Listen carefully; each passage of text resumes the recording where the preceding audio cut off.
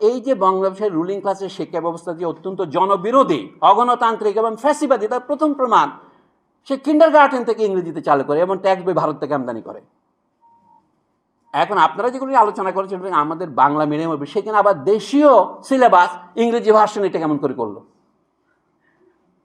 অর্থাৎ দেখেন, এইটা নিয়ে কেউ প্রশ্ন তোলার দেখি নাই। আমি যে ক্লাস 9 থেকে যে তুলে দেওয়া, আমি গত 10 বছর ধরে অনবরত নানা জায়গায় অক্ষমভাবে বলেছি, এটা তো অবৈজ্ঞানিক, এটা তো ক্ষতিকর। ইন্টারমিডিয়েট পর্যন্ত বিভাগ থাকা উচিত নয়। ইউরোপে তো নাই, আমেরিকা তো নাই। ওখানে আপনি ত্রয়োদশ শ্রেণীতে যাওয়ার পর 2 বছর পড়েন, তারপরে ডাক্তারিতে যাবেন না ওকালতিতে যাবেন, এটা ঠিক হয়।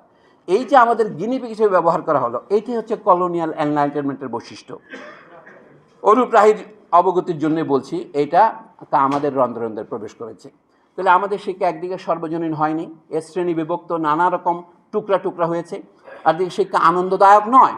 250-টিরও বেশি ডিজাইন অপশন নিয়ে ওয়ালটন স্মার্ট ফ্রিজ, বোঝে আপনার প্রয়োজন।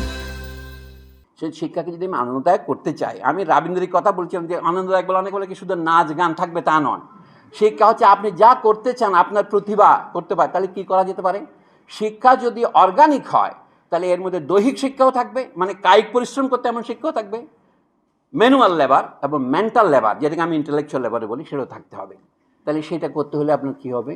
আমি এই জন্য আন্তোনিও গ্রামশির যে পরামর্শ, উনি জেলখানার বইতে যেগুলি লিখেছিলেন 1929 থেকে 1935-এর মধ্যে, তার মধ্যে অনেক গুরুত্বপূর্ণ জিনিস আছে শিখবার মতো। তার মধ্যে একটা হচ্ছে, উনি বলছেন স্কুল আগে তাদের দেশে, ইটালির উদাহরণ দিচ্ছে, ইটালির সাথে আমাদের অনেক মিল আছে।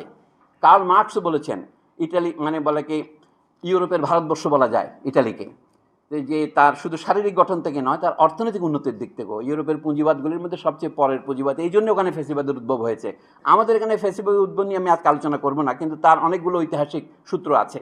শুধু লেখাপড়ার কথাই বলছি, ইটালিতে 1859 সনে রবীন্দ্রনাথের জন্মের 2 বছর আগে যে শিক্ষা আইন হয়েছিল, তাতে যে ধরনের স্কুল ছিল 2 প্রকারের। একটা জেনারেল স্কুল, হিউম্যানিস্টিক বা ফরম্যাটিভ স্কুল, যেখানে গ্রিক, রোমান, গ্রিক সাহিত্য, রোমান সাহিত্য পড়ানো হতো। লোকে গ্রিক ভাষা শিখতো কী জন্য? গ্রিকে কথা বলার জন্য নয়, গ্রিক ভাষার ডিসিপ্লিন শেখার জন্যে।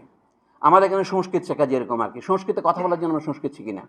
শিক্ষার এই যে মানসিক যে শৃঙ্খলা, এটা কিন্তু গুরুতর। এই শৃঙ্খলার অভাবে আমি ইউনিভার্সিটিতে পড়াচ্ছি আজকে 40 বছর, দেখেছি আমার ছাত্রদের কথা বাদ দেয়, আমার শিক্ষকদের 90% জনে একটা শুদ্ধ বাংলা বাক্য লিখতে পারে না। আমি আপনাদের ভুরি ভুরি প্রমাণ দেবো। এই ঈদ সংখ্যা দেশ রূপান্তর পত্রিকা একজন ভদ্রলোক, যিনি নাকি 40টা ভাষা জানেন, তিনি আরবি থেকে একটু উপন্যাস অনুবাদ করেছেন।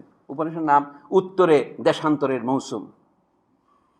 হ্যাঁ, তো মৌসুম আল হিজরা ইলা আল শামাল, এই বইটা ও বাংলা পড়ে দেখেছে, তো অনেক বাংলায় জানেন না, তাহলে তিনি 40 ভাষা জানেন কীভাবে?